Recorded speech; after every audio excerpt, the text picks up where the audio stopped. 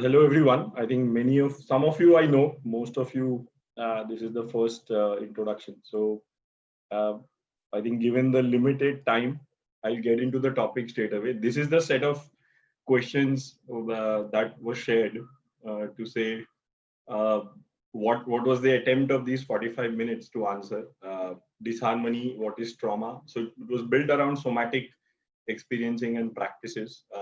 It's part of a course that we are doing. Anirudh is doing that along with me. So, and I think I see a lot of more questions that have come up in the chat as well. So we will try and answer these during this journey, these 45 minutes.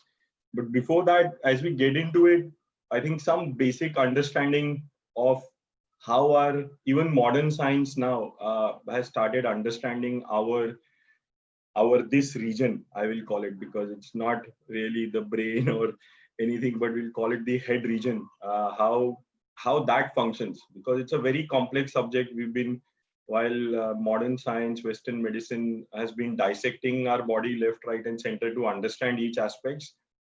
This is the most, I think, still mysterious part, and there are a lot of organs even there, or glands, which are still open to understanding on their functions, their properties. So it's a very open space uh, in how everything that's packed here works. So we'll try and understand that through one of the theories, which is known as the triunal brain theory. This also sort of fits in well. It's understood now mostly because it also describes the evolution of intelligence, and it fits with the theory of evolution that modern science largely works with. So we will also stay with that. So what's the triunal brain theory? It basically says that the human head region has been found to consist of three structural and functional divisions. So in this region, this is not one. We sometimes think of our brain as one. At max, we think of the spinal cord, which is considered as part of the nervous system. But brain, this region is usually thought of as one. But in this theory, which has been there for a few years now, they're saying there are three structural and functional divisions. So anatomy and physiology in medical terms. And these three are somewhat like this. So if you look at our brain here, this part, these are the three parts. There is this whole central region, which is called the neocortex, or where rational or thinking brain is. There is this part which connects us to the spine, which connects the brain to the spine. Jisko chota magaj bhi kehte hai kai baar, that region. And there is that stem here. So as you see the color, that's known as the reptilian brain. And in between two, somewhere deep embedded, I think closer to our this cavity, which is in the nasal region, where the problem of sinus also comes, is the what is known as the limbic brain. Why is it called as the evolution? Because that's how their functions are. So, and that's how they have named it. So if you see the reptilian brain, this is also the sequence of evolution, right? Reptile, limbic, or mammals, and then humans, right? Where the highest ability of brain is. So the reptilian brain is the most instinctive brain, right? The only purpose of a reptile is to protect itself and to procreate, right? And so it doesn't have, it's not thinking, no analysis. Someone attacks it, it will attack you. And good example is what we see the behavior of a snake, or to some extent lizards, etc. Those reptiles, right? Those are on the ground. It's also invertebrate. There is no spinal cord to support them. So it's a very instinctive, reactive brain. Part of our being, and it plays a very important function because it builds our instinct, and we'll go a little more in each one of them. Limbic brain, it's known as the emotional or feeling brain. There is where a lot of emotions are. It's also a lot which controls our limbs, the mammalian side. It's also known as the mammalian brain. So the mammalian functions, the evolution that mammals have, the integration with the spinal cord, some of those aspects are there in the limbic brain. And the last is the neocortex, or the rational or thinking brain. This is sort of like unique to humans. Some primates have some components of it. They're discovering that still. It's not final there. I think there's still questions on that. But this is the part where learning, analysis, all that is happening. And it's known as the neocortex, neocortical cortical brain in terms of that, where rational thinking, language, those kinds of faculties are being developed here. And it's in this region, right? The outermost region of our head region.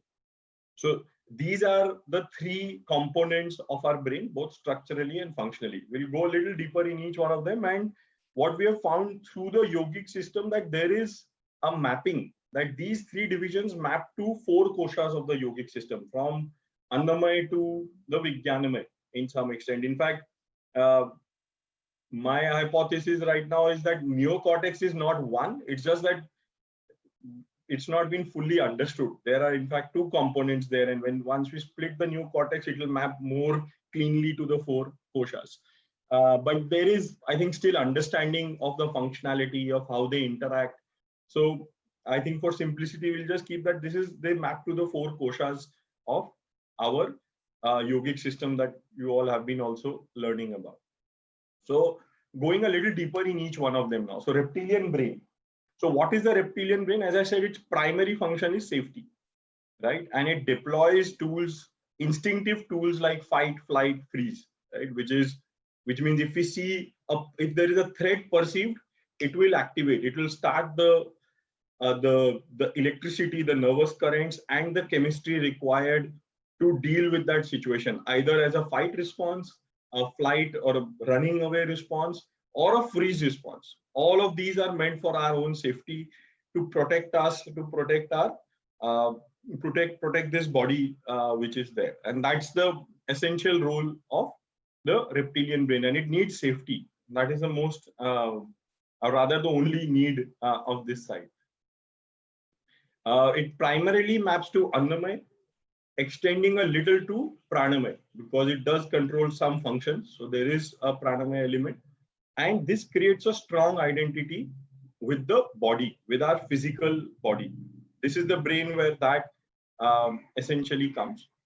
And so if we look at this from a more slightly philosophical standpoint, or even a practical standpoint, what additional or what it is really defining is the concept of space for us.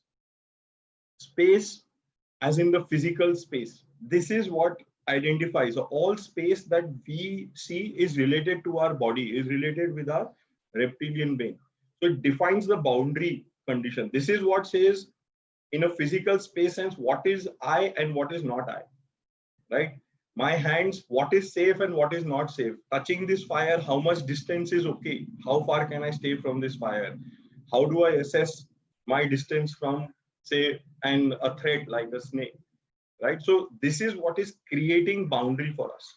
And boundaries are an integral part of our life. Violation of boundaries cause a lot of issues, trauma, and we'll come to that aspect as well.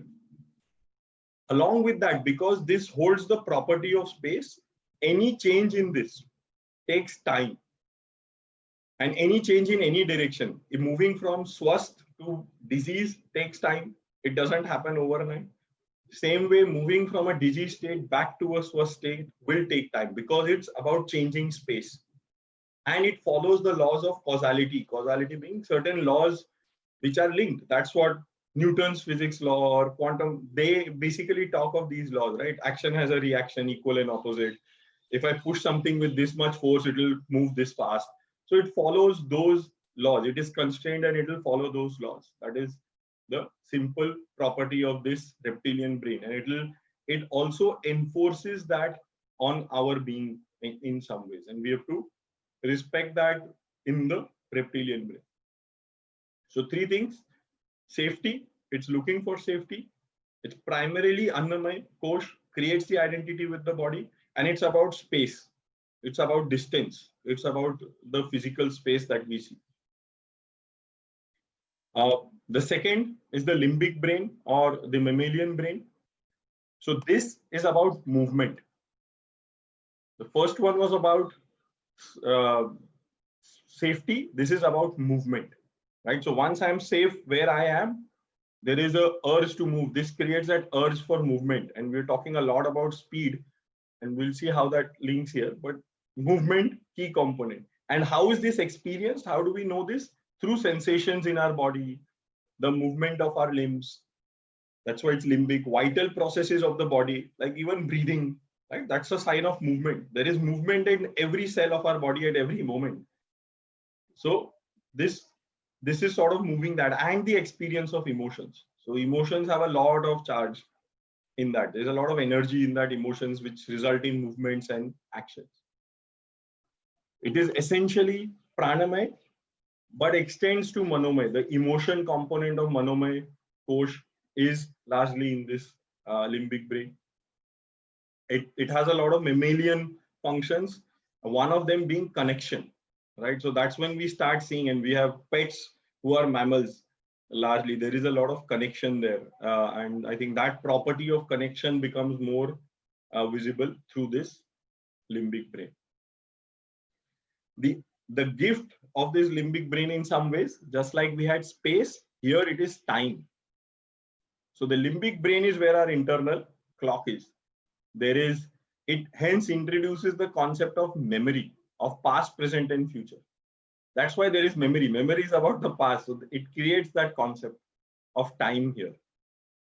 And it also sets a default direction. So what does time do? The purpose of time is it sets a default direction of movement. We only go, as we see, from past to now to future, right? It doesn't move naturally the other way. That is a different, we'll come to that, what yogis do there, but the default flow is set by this. So this is about time. And we've been talking of speed. So speed is distance over time or space over time.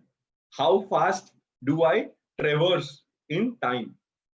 So the concept of speed essentially comes from these two components of our brain, right? These two parts of our head region in some ways, or the limbic brain, the space and time, the distance, the concept of distance and the concept of time.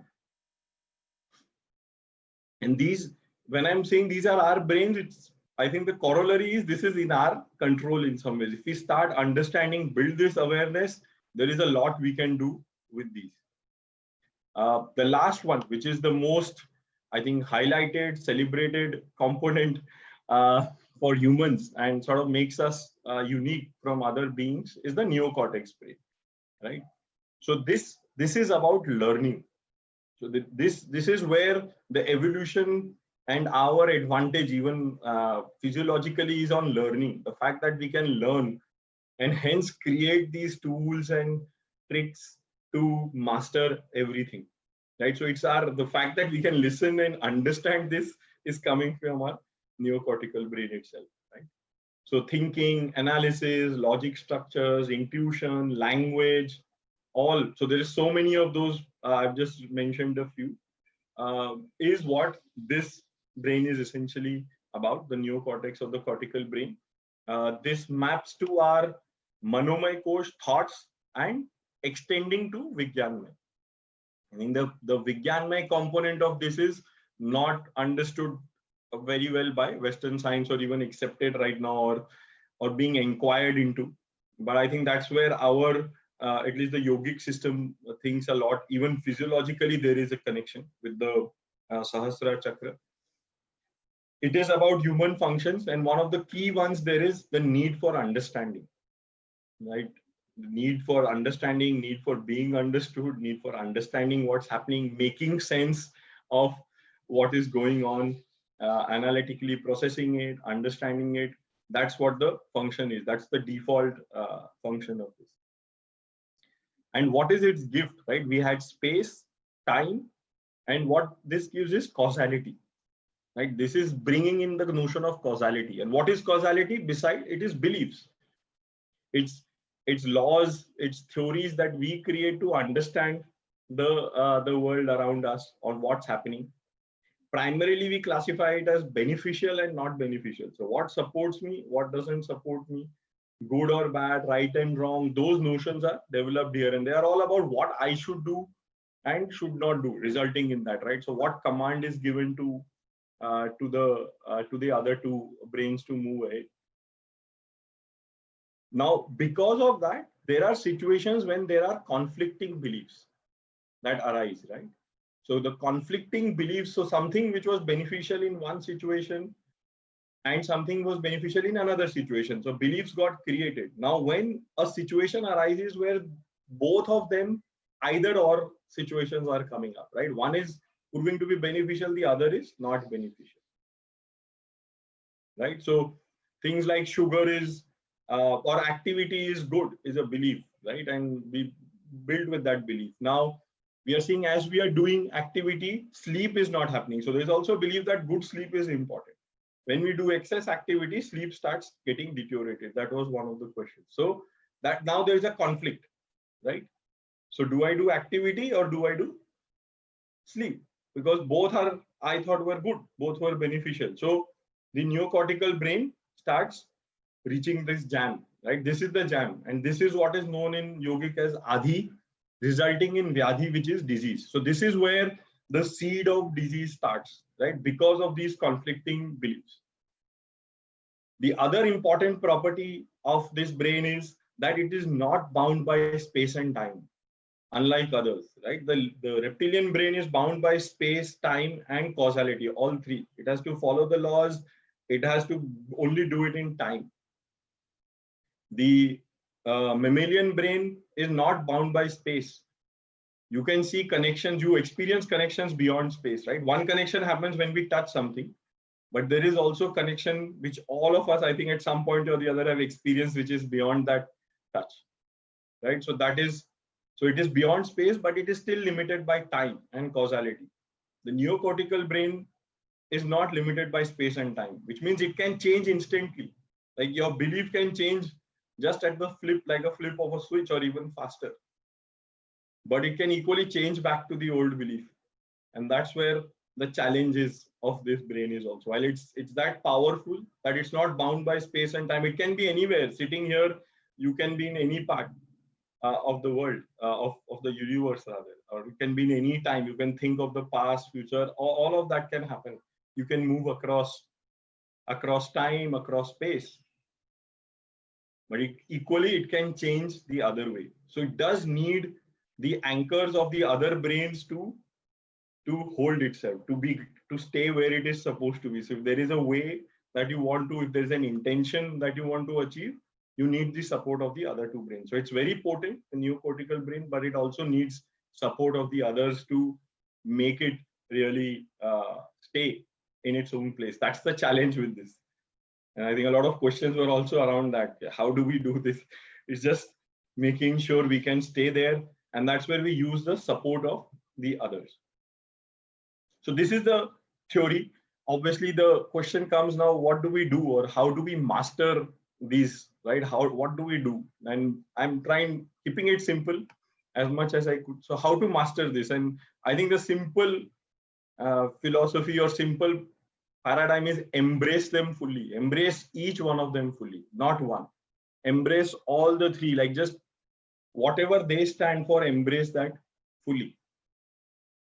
And not just emphasize one, which is what happens, right? Our uniqueness, which is there in our neocortical brain, which we tend to do. But sometimes there are other extremes also. People will just do asanas and focus only on the others and not understand the thinking behind it, not bring in their neocortical side there. So, but embrace fully. So what does that to some extent practically translate into?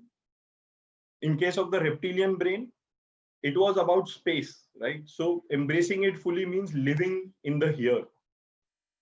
Just being very aware of the space, the physical space you are in at all times, right? Being aware where you are there real threats, or all perceived threats? So for the reptilian brain to know, because most of the situations now in our life is where we don't have a physical threat. So the reptilian brain really doesn't need to be active. We are not in situations there are physical threats, but perceived threats, emotional threats, psychological threats are still activate the reptilian brain, because the reptilian brain doesn't differentiate. It gets a command, there is a threat, and it will start acting. But making it aware fully that physically in space you are safe right now will prevent that from happening. And what are some of the tricks or techniques to do that? And I think there will be some of those taught is grounding. Very simple, just sitting very comfortably with your back supported, your feet on the ground, just grounding, being aware, orientation, just looking around the space you are in, just turning your neck to see where you are, exactly what's the physical bearing, creating a map. So the reptilian brain knows there is nothing. It's just become very aware, and any movement will be tracked and know whether there is something. So connecting with the space around you, setting the boundaries or knowing the boundaries. In some cases, setting boundaries becomes more relevant in the psychological space as well. But here, just knowing where the boundaries are, where is the table relative to your body, if you are, where is the chair, your contact with the chair, the body of contact of the body with the chair, contact of the feet with the ground. So where are those boundaries? Becoming aware of those boundaries. That gives the complete sense of living in the here, where you are, safety to the reptilian brain, and then it doesn't gets charged or overreacts to a situation. Two things which are two, three things which are important or parts, which is the feet on the ground. That gives that is the comforting thing. If you look at any animal, you will see that after a chase, also it will have its like 4 paws on the ground. That's safety.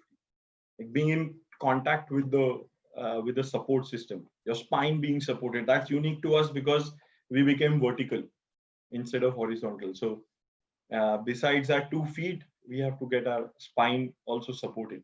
And that's why there's a lot of emphasis in yoga also on the spine being straight, but you can't force it to be straight. It will get straight, but give it support and it will become straight on its own. So that's what you do with the reptilian brain. With the limbic brain, mammalian brain, it's about time, right? That's where a lot of the speed is. So what do? You live in the now. You stay in the now. Don't let it go. Yes, it's creating memories, it's creating all that, but our thing is to get in the now. And how do we get in the now? At any given point, by tracking the sensations in our body. What's happening? What are the movements inside? Very simple things like breath. Just observe your breath, right? That's a movement that's happening. If your hand is moving, observe how your hand is moving. Just observe how the body is shifting, what movements are coming, for example. Make the movement slow and deliberate. That's important in this, to become aware of the limbic brain. Make the movement slow and deliberate. So if the movement is becoming jerky, be aware, make them slow. So bring that slowness, gradualness in it. And the emotional awareness. Because what are your emotions? What are you feeling? That is what typically drives the movement. If there is fear, there will be fight or flight or freeze. That's instinctive. So becoming aware of the emotion reduces the charge in that emotion. Just awareness. It will prevent that action from happening, whatever that action is getting triggered by that emotion. So being aware of that emotion, emotional awareness. So that's the limbic brain. Now the neocortical brain. So what's the neocortical brain about? It's about causality. So what does embracing causality mean? It means taking responsibility for the actions or taking charge of our destiny. It means taking charge of our own destiny. It means whatever is happening, I am the cause, and hence my future is in my hands, right? So the causality is also within me, so I can control that. That's what essentially the neocortical brain gives us the power for, taking charge of our destiny. And how do we do that? First is accepting the laws of space and time, saying, which essentially translate to saying, having the patience that once we set an intention, things will happen, they will unfold, they will not happen instantaneously. Unlike in the cortical brain, it happens instantaneously. It won't happen instantaneously. It will take time. So giving it that space and time for things to happen, for things to emerge. Learning from the current situation, right? So what if something is going well? What made that well? So learning that causality, what enabled that? Right? We often think it was some work of mine. Sure. What are other factors? or what specifically even I did to enable that. And if something did not work out, again, the same principle, what I did which caused this, what were the other factors that, so learning, constantly learning from that is to honor, is to embrace this brain fully. And the second, the last one, which is a powerful thing of this brain, is setting the intention for the desired state. So this, again, brain has that power that you create a desired state, it will manifest as long as we allow, give it that space and time. It won't happen at the time we want, it won't happen where we want it, but if we keep that intention, it does happen. That's just the natural law. It's the disturbances which disturb that, essentially. It's all this anxiety around time, kab ho raha hai, kahan ho raha hai, wo kya, all that. The rest of the beneficial or not so beneficial processes in the cortical brain which disturbs that, right? Because it's disturbing the flow. So setting that intention and staying with that, learning from the situations, what's coming out, and giving it space and time. That's what honoring the neocortical brain is really about, or embracing it fully. So these three things is what we can do, at least based on what the understanding of these three is, these three brains is, and use or really deploy it to our advantage. And just to summarize all this in terms of what to do, it's essentially around aligning or yogify the three brains, right? And what does that practically mean? It means perform actions, because actions are in space. Perform actions at the appropriate speed, which is bringing in the notion of time, with awareness to learn and intention to heal. Heal is coming from our Sanjeevani journeys, given there is a lot of trauma, there is a lot of dis-ease which is there in different forms, in different people at each time, including me, Garima, everybody. There are those challenges which are always there. So this is not about now when there is hypertension or cholesterol or diabetes. It is about always just saying perform actions in space, because that's in space. That honors the reptilian brain at the appropriate speed, with awareness to learn and intention to heal.